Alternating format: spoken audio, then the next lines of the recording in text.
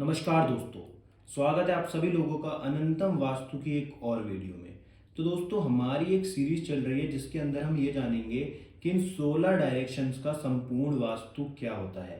इसका अर्थ ये है कि आपके घर में जितने भी रूम्स हैं, चाहे किचन हो, चाहे बेडरूम हो, चाहे टॉयलेट हो, या फिर आपके घर के अंदर जितने भी ऑब्जेक्ट्स हैं, चाहे इन्वर्टर हो, एसी हो, फ्रिज हो, टीवी हो, ये सब इन 16 दिशाओं में अच्छे हैं या फिर नहीं। कौन सा ऑब्जेक्ट कौन सी दिशा में शुभ माना जाता है, या फिर कौन सी एक्टिविटी कौन सी दिशा के लिए शुभ या फिर अशुभ है, वो हम इस सीरीज के अंदर जानेंगे।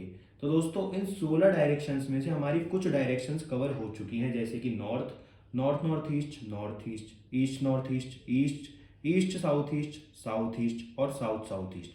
अब दोस्तों, इन डायरेक्शंस के कवर करने के बाद हम आएंगे साउथ डायरेक्शंस पे, जो आज का हमारा टॉपिक है कि साउथ डायरेक्शन में आपके घर में क्या होना शुभ है और क्या अशुभ है, और साउथ डायरेक्शन में आप क्या चीज बना सकते हैं और क्या नहीं। साथ ही साथ आपके घर में जितने भी ऑब्जेक्ट्स हैं उनका साउथ डायरेक्शन में आपको क्या फल प्राप्त होता है। तो अगर आपने साउथ डायरेक्शन से पहले की वीडियोस नहीं देखी हैं तो आप जाकर हमारे यूट्यूब चैनल पर देख सकते हैं इन 16 दिशाओं का संपूर्ण वास्तु। तो दोस्तों, बिना देरी करे वीडियो को शुरू करते हैं, पर उससे पहले अगर अभी तक आप चैनल पे नए हैं तो हमारे चैनल को सब्सक्राइब कर लीजिए, जिससे आपको वास्तु के ऐसे रहस्य जानने को मिले जो आपने शायद पहले कभी ना सुने हो। तो दोस्तों, पहले बात करते हैं कि जो हमारे घर में साउथ डायरेक्शन होती है ये किस चीज को दर्शाती है, इस डायरेक्शन का एट्रीब्यूट क्या है। तो दोस्तों, साउथ डायरेक्शन रिलैक्सेशन और फेम की डायरेक्शन है। आप यहाँ पर देख रहे होंगे, मतलब इस डायरेक्शन में अगर किसी प्रकार से भी दोष होगा तो ये आपके जीवन के अंदर फेम और आपके जीवन से रिलैक्सेशन को छीन लेगा। तो इसलिए ये दिशा दोष मुक्त होनी अति आवश्यक है। आप सभी लोगों को पता होगा, हमारे घर में 4 दिशाएं होती हैं जिनको हम मेजर दिशाएं बोलते हैं, क्योंकि उन सभी दिशाओं से और दिशाओं का जन्म होता है। तो इसलिए साउथ डायरेक्शन भी एक मेजर डायरेक्शन में से है। तो इसलिए इसको भी दोष मुक्त रखना हमारी जिम्मेदारी बनती है, अगर हम अपनी लाइफ के अंदर समस्याओं से मुक्ति पाना चाहते हैं तो अब जानते हैं इस डायरेक्शन में क्या रखना शुभ है और क्या अशुभ। सबसे पहले बात करेंगे इस डायरेक्शन के एंटी एलिमेंट या फिर एंटी कलर कौन कौन से हैं। अगर आप अपने घर के अंदर साउथ डायरेक्शन में ब्लू कलर या फिर व्हाइट कलर कराते हो तो ये आपके जीवन में समस्या पैदा करता है और साउथ डायरेक्शन के अंदर दोष पैदा करता है। और अगर आप इसके अंदर ग्रीन या फिर येलो कलर कराते हो तो ये इसके मित्र यानी कि अच्छे एलिमेंट माने गए हैं। आप अपने घर के अंदर साउथ डायरेक्शन में येलो या फिर ग्रीन कलर के शेड्स करा सकते हो, परंतु यहाँ पर भूल कर भी नीला या फिर बिल्कुल सफेद कलर ना कराएं, ये आपके जीवन के अंदर समस्याएं पैदा कर सकता है। तो दोस्तों, नेक्स्ट चीज, क्या हम अपने घर के अंदर साउथ डायरेक्शन में बेडरूम बना सकते हैं। तो ये बेडरूम के लिए सबसे अच्छा स्थान माना गया है। क्यों? क्योंकि साउथ डायरेक्शन रिलैक्सेशन की डायरेक्शन है। साथ ही साथ साउथ डायरेक्शन में अगर आप सोते हो तो आपकी लाइफ के अंदर जब भी आप सोने जाओगे आप सब कुछ भूल जाओगे, बस आप अपने जीवन के अंदर नींद के ऊपर ध्यान दोगे, यानी कि आप फुल्ली रिलैक्स होकर इस डायरेक्शन में सोओगे, जो कि बहुत अच्छा माना जाता है, क्योंकि सोते समय हर व्यक्ति को अपने जीवन में रिलैक्सेशन चाहिए। नेक्स्ट, क्या हम यहाँ पर लिविंग रूम बना सकते हैं। तो यहाँ पर लिविंग रूम बनाना भी बहुत अच्छा है, क्योंकि जो भी आप यहाँ पर बैठकर बातें करोगे अपने रिश्तेदारों से या फिर अपने परिवार वालों से, वो हमेशा बड़ी शांति से होंगी और रिलैक्सेशन के साथ होंगी। तो यहाँ पर लिविंग रूम बनाना भी अच्छा माना गया है। नेक्स्ट, क्या यहाँ पर हम इस चेयर्स बना सकते हैं। तो साउथ डायरेक्शन को हैवी रखा जाता है, तो इसलिए यहाँ पर इस चेयर्स बनाने में भी कोई दिक्कत नहीं है, परंतु क्लॉकवाइज या एंटी क्लॉकवाइज ये आपके हॉरोस्कोप और साथ ही साथ कुछ रेमेडीज के ऊपर निर्भर करता है। तो यहाँ पर इस चेयर्स अच्छी मानी गई हैं।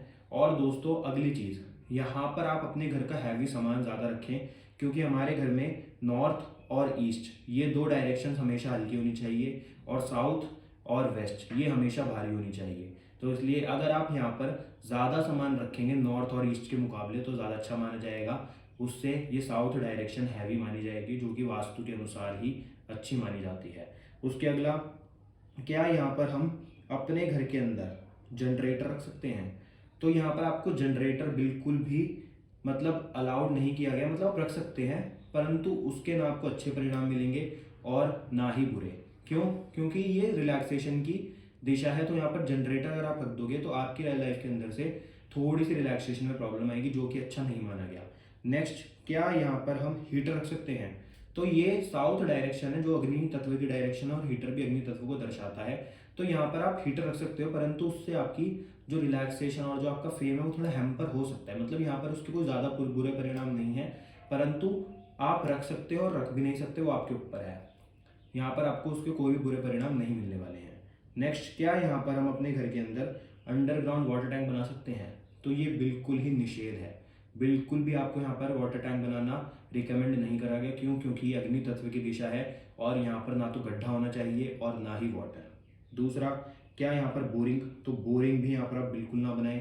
वो भी आपके जीवन में बड़ी बड़ी समस्याएं पैदा कर सकता है, आपके जीवन से रिलैक्सेशन को बिल्कुल छीन लेगा।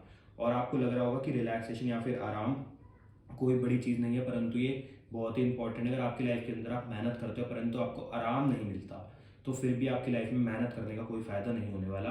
तो यहाँ पर आप भूल कर भी किसी भी प्रकार से बोरिंग या फिर अंडरग्राउंड वाटर टैंक ना बनाएं। अब उसके बाद अंडरग्राउंड वाटर टैंक और बोरिंग के बाद आता है, क्या यहाँ पर हम ओवरहेड वाटर टैंक बना सकते हैं?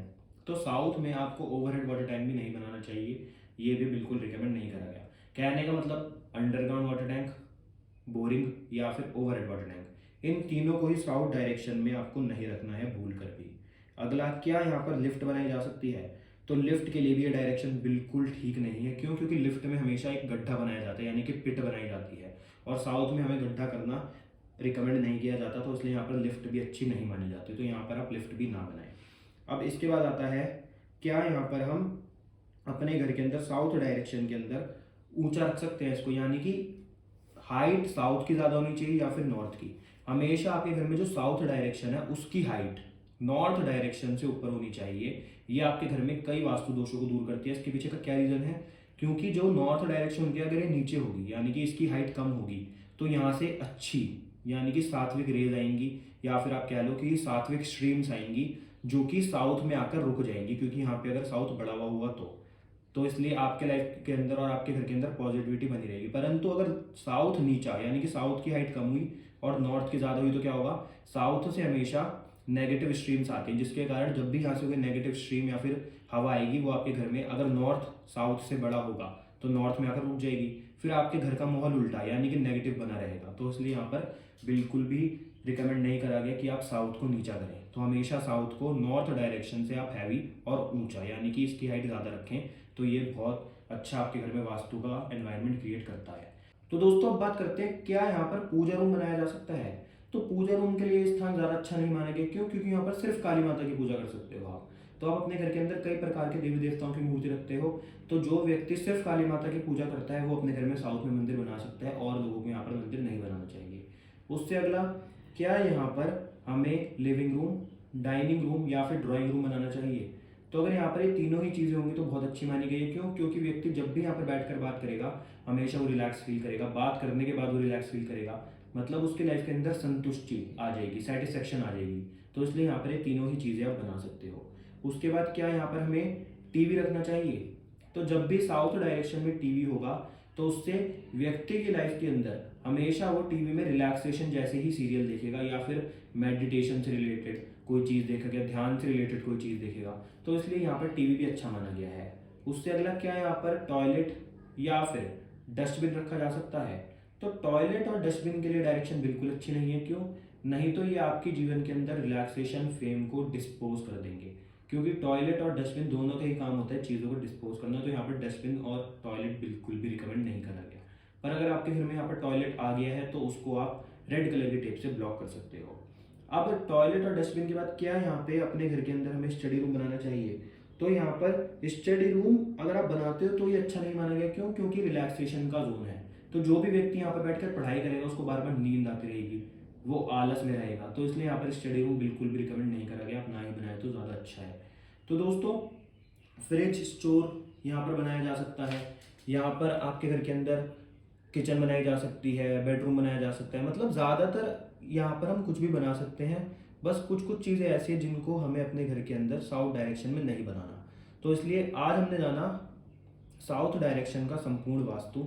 तो अगर आपको वीडियो अच्छी लगी तो वीडियो को लाइक करना, शेयर करना, चैनल को सब्सक्राइब करना। अब साउथ डायरेक्शन के बाद कल हम बहुत ही इंपॉर्टेंट डायरेक्शन के बारे में चर्चा करेंगे, जो है साउथ साउथ वेस्ट डायरेक्शन।